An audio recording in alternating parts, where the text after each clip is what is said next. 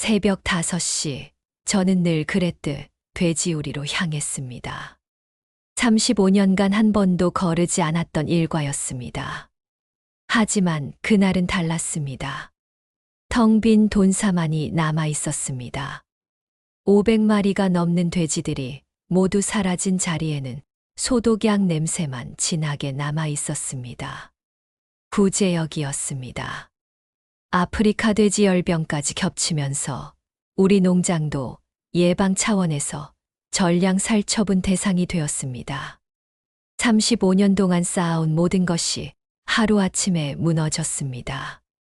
새끼 돼지부터 어미 돼지까지 내가 손수 키워온 아이들이 모두 땅속으로 사라졌습니다. 보상금으로 1억 8천만 원을 받았습니다. 평생 모은 돈과 합쳐도 그게 전부였습니다. 63세의 나이에 다시 시작하기에는 늦었고, 그렇다고 놀고 있기에는 돈이 부족했습니다. 아내와 저는 앞으로 어떻게 살아갈지 막막했습니다. 그런데 설상가상으로 딸에게서 전화가 왔습니다. 목소리부터 심상치 않았습니다. 사위가 운영하던 중고차 사업이 완전히 망했다는 것입니다. 코로나로 중고차 시장이 얼어붙으면서 재고는 쌓이고 대출은 불어났습니다. 결국 6천만 원이 넘는 빚더미에 깔리게 됐다고 했습니다. 딸의 사정은 처참했습니다. 빌라에서 살던 가족이 원룸으로 이사를 가야 했습니다. 초등학생인 두 손주가 왜 이사를 가야 하는지 물어봐도 딸은 제대로 답하지 못한다고 했습니다. 매일 대출업체에서 독촉 전화가 오고 딸은 아이들 앞에서도 눈물을 참지 못한다고 했습니다. 일주일 후 딸이 두 아이를 데리고 집에 왔습니다. 오랜만에 본 손주들은 예전처럼 밝지 않았습니다.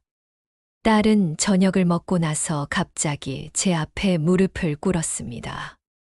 아이들 앞에서 무릎을 꿇는 모습을 보니 가슴이 찢어질 것 같았습니다. 아빠 정말 막다른 길이에요. 딸의 목소리는 떨리고 있었습니다. 이대로 가면 아이들 학교도 못 보내겠어요. 제발 도와주세요. 딸이 이렇게까지 무릎을 꿇고 사정하는 모습을 보니 마음이 무너졌습니다. 하지만 현실은 냉혹했습니다. 제가 가진 돈은 1억 8천만 원이 전부였습니다. 딸의 빚을 갚아주면 우리 부부는 노후 자금이 전혀 없게 됩니다. 63세의 나이에 다시 일자리를 구하기도 어렵고, 아내는 이미 허리가 좋지 않아 농사일도 힘들어하고 있었습니다. 딸을 도와주고 싶은 마음과 우리 노후에 대한 걱정 사이에서 저는 깊은 고민에 빠졌습니다. 그때 마을 이장이 찾아왔습니다. 김 씨, 태양광 발전 사업 한번 알아보지. 그러시오. 요즘 정부에서도 밀어주고 있고, 한번 설치하면 20년간 안정적으로 수익이 나온다고 하더군요. 이장의 말에 따르면 월 180만 원 정도는 충분히 나올 수 있다고 했습니다. 저는 그 말에 귀가 번쩍 뜨였습니다. 월 180만 원이면 연 2천만 원이 넘습니다. 이자를 빼고도 충분히 남을 뿐만 아니라 딸의 빚도 점차 갚아줄 수 있을 것 같았습니다. 무엇보다 햇빛만 있으면 되니까 몸이 힘들지도 않을 것 같았습니다. 며칠 동안 고민한 끝에 저는 결정을 내렸습니다. 2억 5천만 원을 투자해서 태양광 발전 사업을 시작하기로 한 것입니다. 내 돈 1억 8천만 원에 대출 7천만 원을 더해서 말입니다. 딸도 돕고 우리 노후도 보장하는 일석이조라고 생각했습니다. 계약서에 도장을 찍는 순간까지도 저는 확신에 차 있었습니다. 35년간 돼지를 키우며 고생했는데 이제는 햇빛으로 편하게 돈을 벌 수 있다는 생각에 마음이 설렜습니다. 딸에게도 곧 좋은 소식을 전해줄 수 있을 거라고 믿었습니다. 공사가 시작된 건 봄이었습니다. 경기도에 있는 내 농지 1,500평에 100호 규모의 태양광 발전소를 설치하는 것이었습니다. 큰 트럭들이 들어와 패널을 나르고 인부들이 하루 종일 분주하게 움직였습니다. 마을 사람들도 하나둘 구경을 나와 제 일에 관심을 보였습니다. 설치업체 직원은 친절했습니다. 이 정도 규모면 월 평균 180만 원 정도는 충분히 나올 것이라고 말했습니다. 날씨가 좋으면 더 나올 수도 있다고 덧붙였습니다. 저는 그 말을 믿었습니다. 아니, 믿고 싶었습니다. 공사가 끝나고 첫 번째 수익이 나왔을 때 정말 기뻤습니다. 120만 원이었습니다. 처음이라 조금 적다고 생각했지만 그래도 시작은 나쁘지 않았습니다. 두 번째 달에는 135만 원, 세 번째 달에는 140만 원이 나왔습니다. 점점 나아지고 있었습니다. 저는 딸에게 전화를 걸었습니다. 아빠가 해냈다. 그동안 걱정 많이 했지. 이제 조금씩 도와줄 수 있을 것 같다. 딸의 목소리가 밝아졌습니다. 정말요? 고마워요. 그 목소리를 들으니 마음이 따뜻해졌습니다. 3개월의 수익에 더해서 딸의 빚 중 2천만 원을 먼저 갚아주었습니다. 딸이 울면서 고마워했습니다. 아빠 덕분에 숨통이 트였어요. 아이들도 이제 걱정 없이 학교 다닐 수 있겠어요. 그 말을 들으니 내가 옳은 선택을 했다는 확신이 들었습니다. 아내도 처음으로 웃는 얼굴을 보였습니다. 여보, 이제 애들 걱정 덜고 우리도 편해지겠네요. 그동안 얼마나 마음 졸였는지 몰라요. 아내의 그 말이 참 고마웠습니다. 우리 부부가 이렇게 안심하며 이야기를 나눈 게 언제였는지 기억이 나지 않았습니다. 마을에서도 소문이 났습니다. 김 씨가 태양광 사업해서 한 달에 100만 원 넘게 번다더라. 그 사람 참 똑똑하게 했네. 길에서 만나는 사람들이 하나둘 말을 걸어왔습니다. 어떻게 시작했냐, 어디서 했냐, 우리도 할 수 있냐고 물어보는 사람들이 늘어났습니다. 이장도 저를 칭찬했습니다. 김 씨가 제일 빠르게 자리 잡았네. 역시 결단력이 있어야 해. 다들 부러워하던데. 그 말을 들으니 어깨가 으쓱해졌습니다. 설치업체에서도 연락이 왔습니다. 김 사장님, 추가로 더 설치할 생각 없으세요? 지금 자리 말고 다른 땅에도 할 수 있을 것 같은데요. 조건도 좋게 해드릴게요. 저는 웃으며 대답했습니다. 이것만으로도 충분합니다.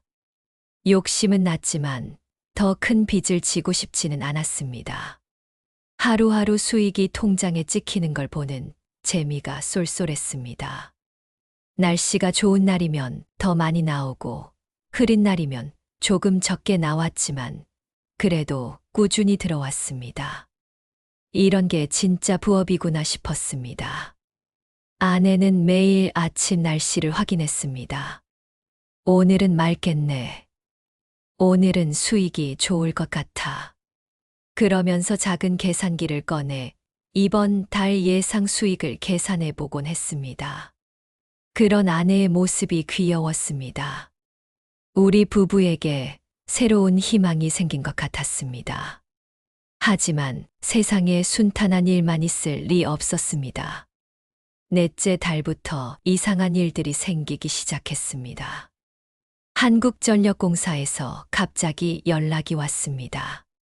개통연계에 문제가 생겨서 잠시 발전을 중단해야 한다는 것이었습니다. 무슨 말인지 정확히 이해할 수 없었습니다. 설치업체에 문의해보니 전력망 연결에 기술적인 문제가 있다고 했습니다. 언제까지 기다려야 하는지 물어봤지만 명확한 답은 없었습니다. 그저 조금만 기다리면 해결될 것이라는 말뿐이었습니다. 한 달이 지나도 해결되지 않았습니다. 그 다음 달에도 마찬가지였습니다. 맑은 하늘 아래 태양광 패널들은 반짝이고 있었지만 전기는 한 푼어치도 만들어지지 않았습니다. 그 2달 동안 수익은 완전히 0원이었습니다. 하지만 대출이자 85만 원은 매월 꼬박꼬박 나가고 있었습니다. 아내가 걱정스럽게 말했습니다. 여보, 이거 언제까지 기다려야 해요? 대출 이자만 벌써 170만 원이 나갔는데. 나도 답답했지만 어쩔 수 없었습니다. 설치업체에서는 곧 해결될 것이라며 계속 시간을 끌었습니다. 다행히 여름이 되자 발전이 재개되었습니다. 하지만 기쁨도 잠깐이었습니다. 여름철 폭염이 시작되면서 인버터가 자주 고장이 났습니다. 인버터는 태양광으로 만든 직류 전기를 교류로 바꿔주는 중요한 장치였습니다. 이게 고장나면 발전이 중단됩니다. 처음에는 무상 AS 기간이라고 했지만 자주 고장이 나니까 부품값은 따로 받는다고 했습니다. 한 번 고치는데 50만 원씩 들었습니다.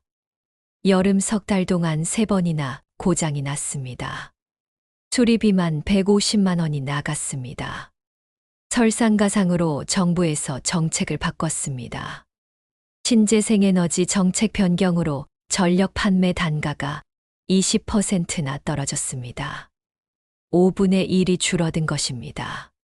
이런 일이 있을 줄은 꿈에도 몰랐습니다. 결과적으로 월 수익이 70만 원에서 80만 원 사이로 급격히 떨어졌습니다. 처음 약속받은 180만 원의 절반도 안 되는 수준이었습니다.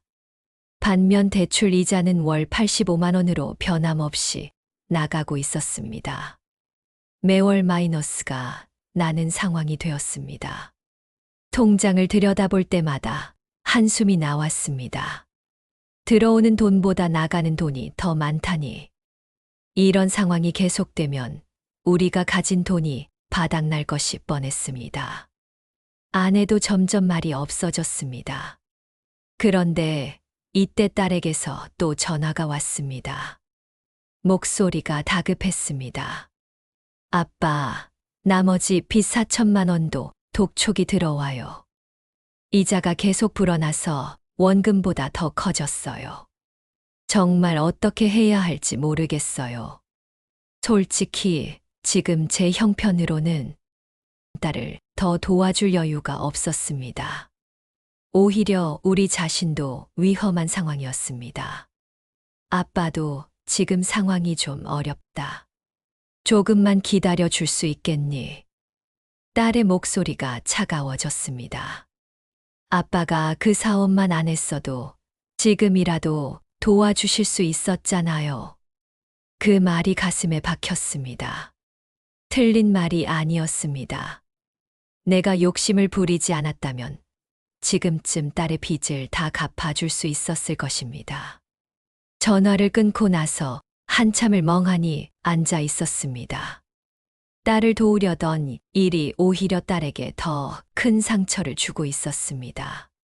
무엇을 위한 투자였는지 점점 헷갈리기 시작했습니다. 그해 여름 끝자락에 태풍이 왔습니다. 기상청에서는 강한 태풍이 온다고 경고했지만 설마 우리 지역까지 피해가 있을 줄은 몰랐습니다. 하지만 태풍 링링은 생각보다 훨씬 강했습니다. 하루 종일 바람이 몰아쳤고 밤새 잠을 이룰 수 없었습니다. 다음 날 아침 현장을 보러 갔을 때 저는 절망했습니다. 태양광 패널 30여 개가 완전히 파손되어 있었습니다. 어떤 것은 반으로 깨져 있었고 어떤 것은 아예 날아가 버렸습니다. 지지대도 휘어져 있었고 전선들도 끊어져 있었습니다. 급히 설치업체에 연락을 했습니다. 수리비가 얼마나 나올지 견적을 내달라고 했습니다. 며칠 후 온 답변은 충격적이었습니다. 1,200만 원이 든다는 것이었습니다. 패널 교체비와 공사비를 합친 금액이었습니다. 그런데 더 큰 문제는 보험이었습니다. 보험회사에서는 태풍 피해는 보험 적용 대상이 아니라고 했습니다. 계약서를 다시 들여다보니 정말로 자연재해는 제외한다고 작은 글씨로 적혀 있었습니다. 계약할 때는 그런 내용을 제대로 확인하지 못했습니다. 결국 1200만 원을 제 생돈으로 수리해야 했습니다. 그런데 그 돈도 없었습니다. 또 대출을 받아야 하는 상황이었습니다. 마음이 무너져 내렸습니다. 언제까지 이런 식으로 돈을 쏟아부어야 하는지 막막했습니다. 설상가상으로 군청에서 공문이 날아왔습니다. 농지 전용 허가를 받지 않고 태양광 발전 시설을 설치했다는 것이었습니다. 한 달 안에 철거하거나 이전하라는 명령이었습니다. 위반 시 과태료도 물어야 한다고 했습니다. 저는 황급히 설치업체에 연락했습니다. 처음에는 모든 허가를 다 받았다고 하지 않았느냐고 따졌습니다. 업체 직원은 말을 돌리며 이런 일이 종종 있다고 했습니다. 변호사를 써서 행정소송을 하면 된다고 쉽게 말했습니다. 변호사 비용만 500만 원이었습니다. 소송에서 이길 확률도 반반이라고 했습니다. 지더라도 시간을 벌 수는 있다고 했습니다. 저는 선택의 여지가 없었습니다. 또 다시 돈을 빌려서 변호사를 선임했습니다. 이 모든 상황이 집안 분위기를 최악으로 만들었습니다. 딸은 더 이상 참지 못하겠다며 소리를 질렀습니다. 아이들은 어떻게 해요? 학원비도 못 내겠다고 하는데 아내도 더는 견딜 수 없다는 표정이었습니다. 딸 욕심 때문에 우리까지 망하게 생겼어요. 처음부터 반대했어야 했는데 왜 그때 말리지 못했는지 모르겠어요.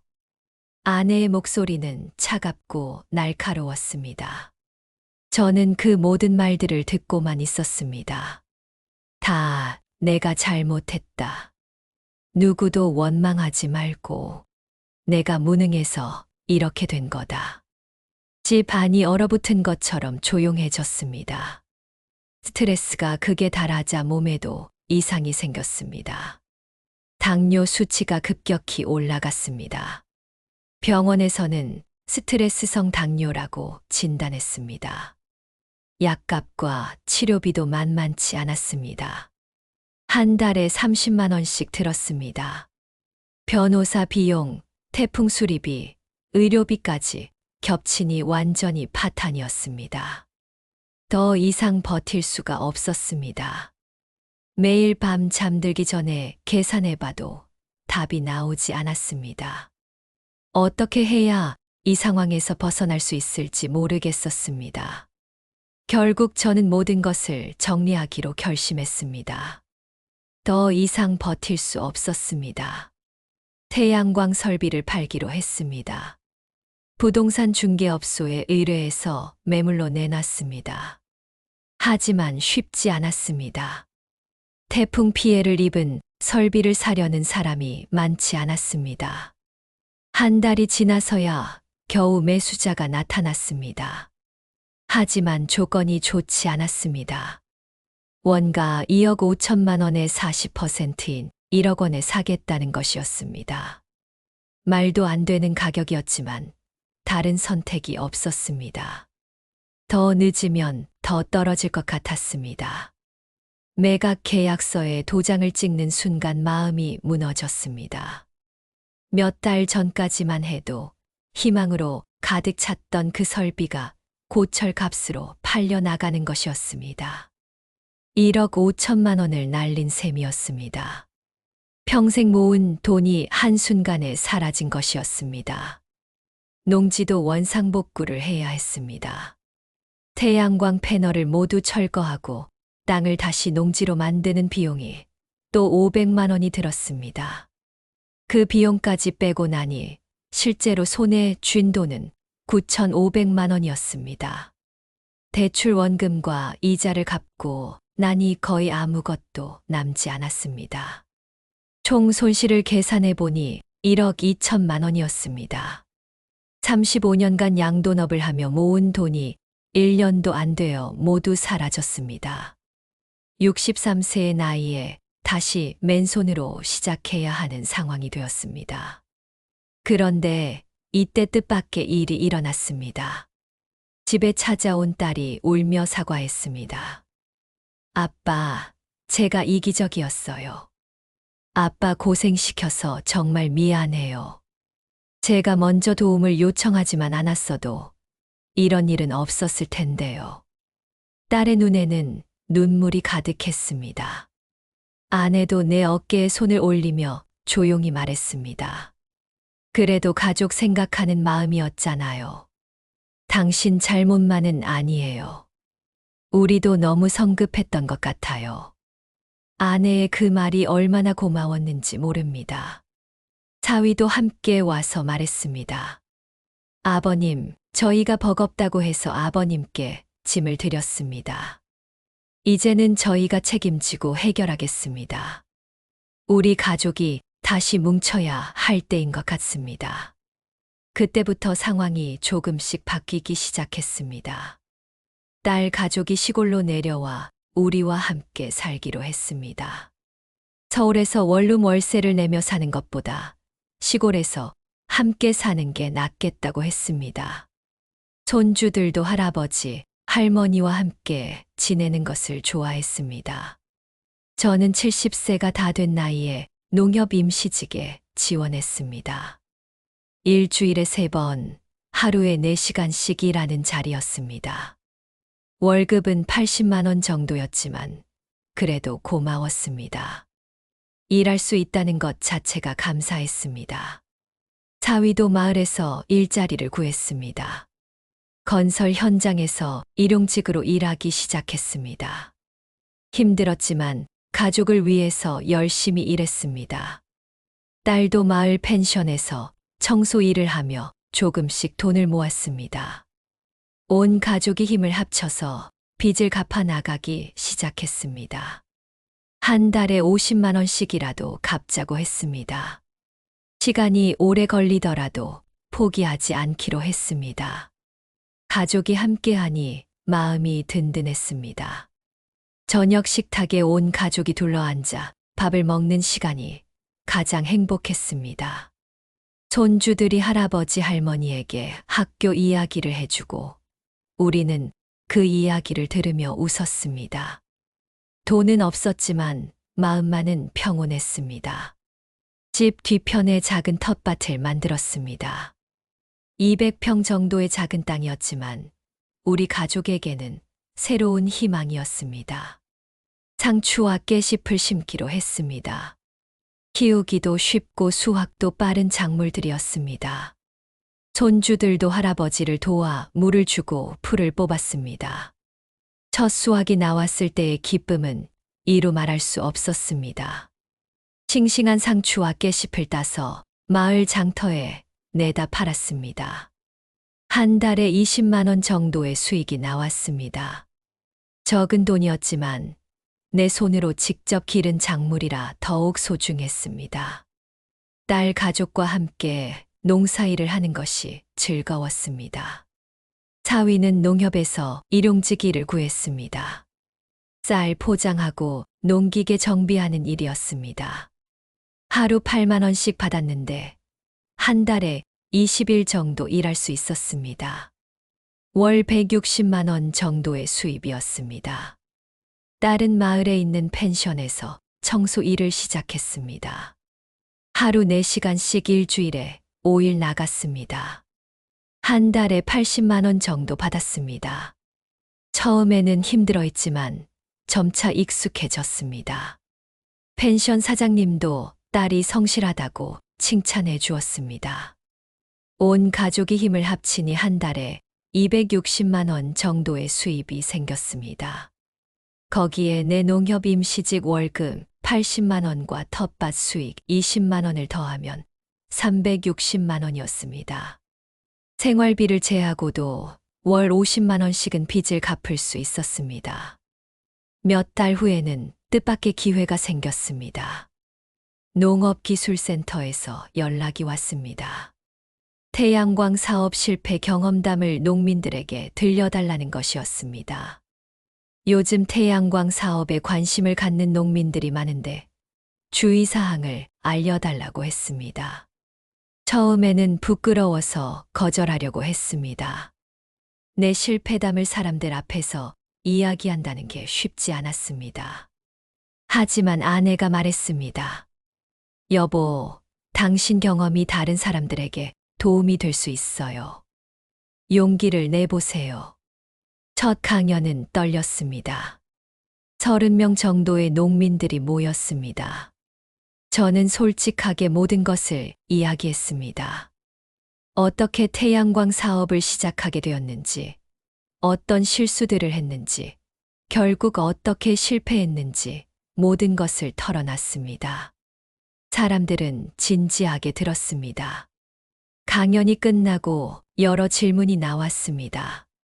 보험은 어떻게 해야 하는지, 허가는 어떤 것들이 필요한지, 업체는 어떻게 선택해야 하는지 물어보았습니다.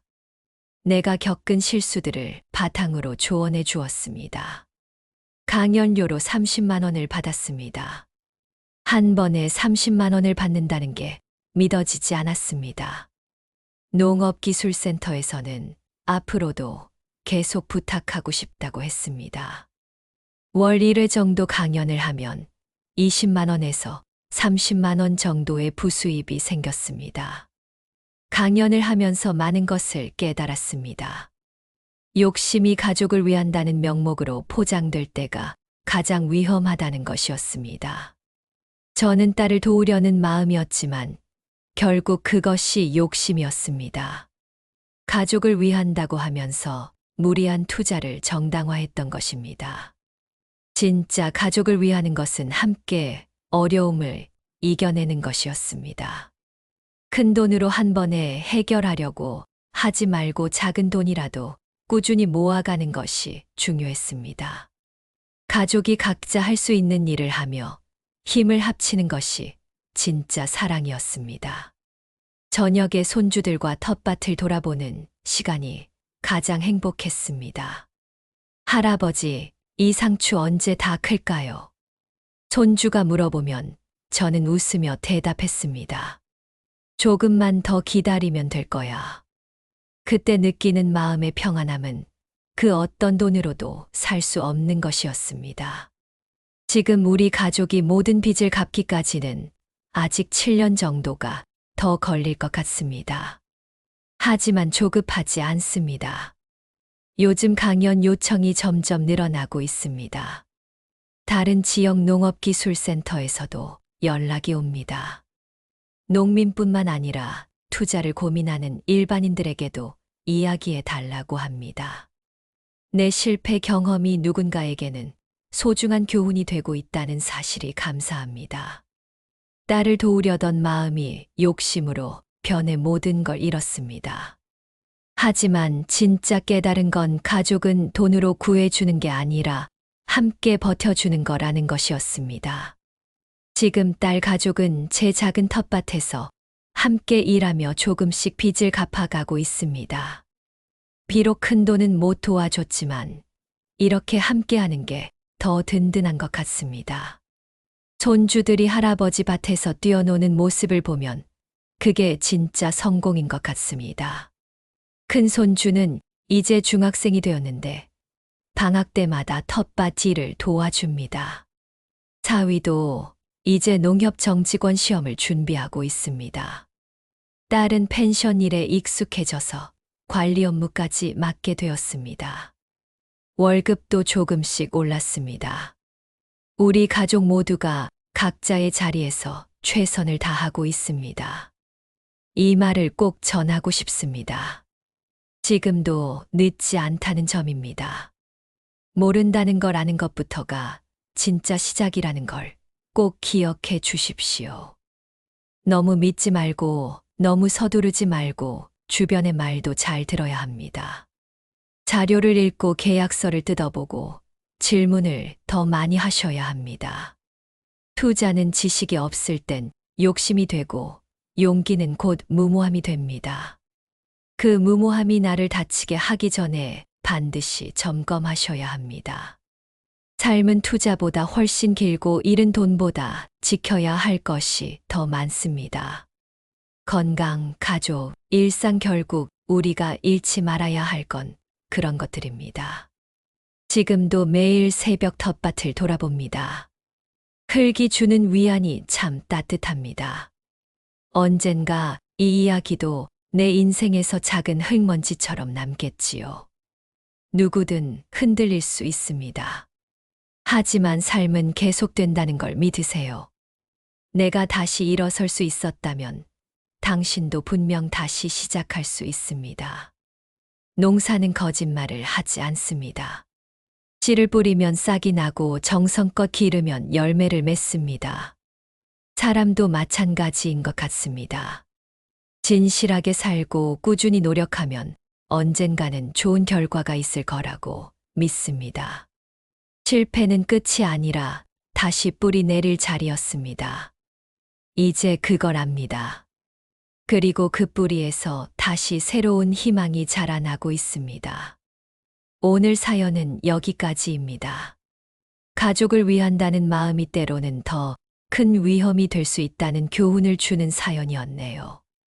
실패 후에도 가족과 함께 새로운 시작을 하는 모습에서 진짜 행복이 무엇인지 생각해 보게 됩니다.